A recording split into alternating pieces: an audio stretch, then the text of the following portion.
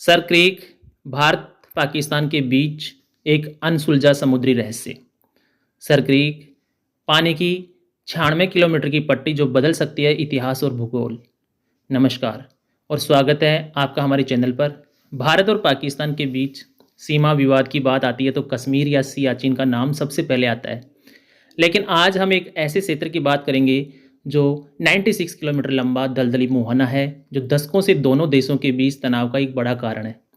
हाल ही में भारत के रक्षा मंत्री राजनाथ सिंह और सेना प्रमुख ने पाकिस्तान को इस इलाके में किसी भी दुस्साहस के लिए इतिहास और भूगोल बदलने की चेतावनी दी है, जिसके बाद ये क्षेत्र फिर से सुर्खियों में है। यह है सर क्रीक। देखने में सिर्फ कीचड़ और दलदल का एक टुकड़ा, लेकिन इसका रणनीतिक, आर्थिक और सुरक्षा महत्व इतना गहरा है कि यह हजारों किलोमीटर के समुद्री क्षेत्र का भाग्य तय करता है। आज हम जानेंगे कि सर क्रीक क्या है, यह विवाद क्यों शुरू हुआ और यह भारत और पाकिस्तान दोनों के लिए इतना महत्वपूर्ण क्यों है। सबसे पहले जानते हैं इसकी भौगोलिक स्थिति। सर क्रीक भारत के गुजरात राज्य में कच्छ के रण और पाकिस्तान में सिंध प्रांत के बीच स्थित 96 किलोमीटर लंबा एक ज्वारीय मुहाना यानी टाइडल एस्चुरी है। यह खाड़ी अरब सागर में जाकर मिलती है। यह एक दलदली क्षेत्र है जहां बारिश के मौसम जून से सितंबर तक का जो समय होता है उसमें यह पानी भर जाता है और बाकी समय ये एक खारे कीचड़ के मैदान जैसा दिखता है। यह क्षेत्र पारिस्थितिक रूप से भी महत्वपूर्ण है। यहाँ मैंग्रोव और कई प्रवासी पक्षी पाए जाते हैं।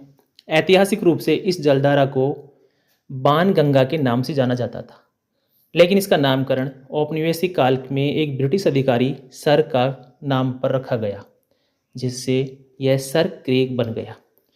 1947 में जब हमारा देश भारत आज़ाद होता है, उसी समय हमारे देश ने एक विभीषिका देखी, भारत पाक विभाजन की।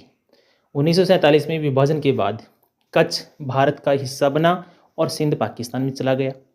1960 के दशक से ही दोनों देशों के बीच इसकी सीमा रेखा को लेकर विवाद शुरू हो गया। हालांकि 1968 में एक अंतर्राष्ट्रीय न्यायाधिकरण ने कच्छ के रण के अधिकांश सीमा विवाद को सुलझा दिया था, लेकिन यह न्यायाधिकरण सर क्रीक के मुहाने से लेकर इसके उत्तरी बिंदु तक की 96 किलोमीटर की पट्टी पर कोई स्पष्ट निर्णय नहीं दे सका, जिससे ये विवाद आज तक अनसुलझा है। विवाद की जड़ और दोनों देशों की दावे क्या क्या है जानते हैं। सर क्रीक विवाद की जड़ एक ब्रिटिश युग के नक्शे और एक कानूनी संकल्प में है। पाकिस्तान क्या दावा कर रहा है? पाकिस्तान मुख्य रूप से 1914 के बॉम्बे सरकार का संकल्प बॉम्बे गवर्नमेंट रिजोल्यूशंस पर अपना दावा आधारित करता है। ये संकल्प कच्छ के राव और सिंध प्रांत के बीच हुआ था। इस बॉम्बे सरकार के संकल्प के अनुसार पाकिस्तान दावा करता है कि सीमा क्रीक के पूर्वी किनारे पर है, यानी वह पूरा 96 किलोमीटर का क्रीक पाकिस्तान का है। यदि पाकिस्तान का ये दावा मान लिया जाता है तो भारत बहुत बड़ा समुद्री क्षेत्र खो देगा, जो कि संभव नहीं है। भारत इस बात को कभी नहीं मानेगा और पाकिस्तान का ये दावा भी नहीं माना जाएगा। वहीं भारत का दावा अंतर्राष्ट्रीय कानून के सिद्धांत, जिसको टेलवेग डॉक्ट्रिन कहते हैं, इस टेलवेग डॉक्ट्रिन पर आधारित है। टेलवेग सिद्धांत कहता है कि नौवहन योग्य जलमार्गों में सीमा को नदी या मुहाने के बीचों बीच से गुजरना चाहिए, मिड चैनल से गुजरना चाहिए। क्योंकि सर क्रीक एक ज्वारीय और नौवहन योग्य मुहाना है, इसलिए भारत का कहना है कि सीमा क्रीक के बीच से गुजरनी चाहिए। विवाद का असर क्या हुआ, क्या हो रहा है? दोनों दावों में लगभग 250 वर्ग किलोमीटर का भूमि और दलदली क्षेत्र विवादित हो जाता है, लेकिन इसका सबसे बड़ा असर समुद्री सीमा पर पड़ता है। समुद्री सीमा, मैरीटाइम बाउंड्री और विशेष आर्थिक क्षेत्र, जिसको EEZ के नाम से हम जानते हैं अंग्रेजी के शॉर्ट फॉर्म में, जिसका फुल फॉर्म है एक्सक्लूसिव इकोनॉमिक जोन, यानी विशेष आर्थिक क्षेत्र के निर्धारण के लिए सर क्रीक ही आधार रेखा है। अगर पाकिस्तान का दावा माना जाता है तो भारत अरब सागर में अपने हजारों वर्ग किलोमीटर का एक्सक्लूसिव इकोनॉमिक जोन EEZ खो देगा, जिसमें संभावित प्राकृतिक संसाधन शामिल है।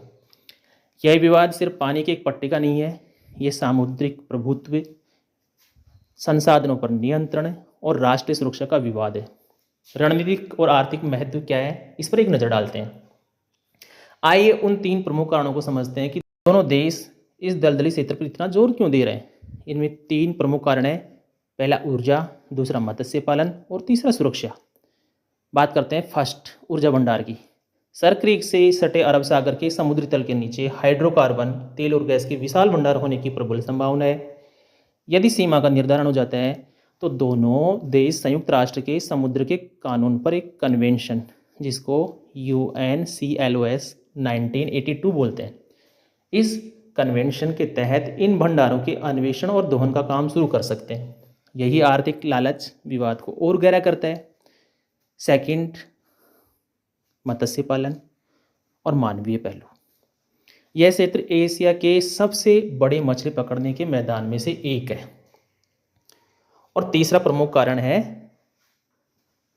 राष्ट्रीय सुरक्षा और आतंकवाद।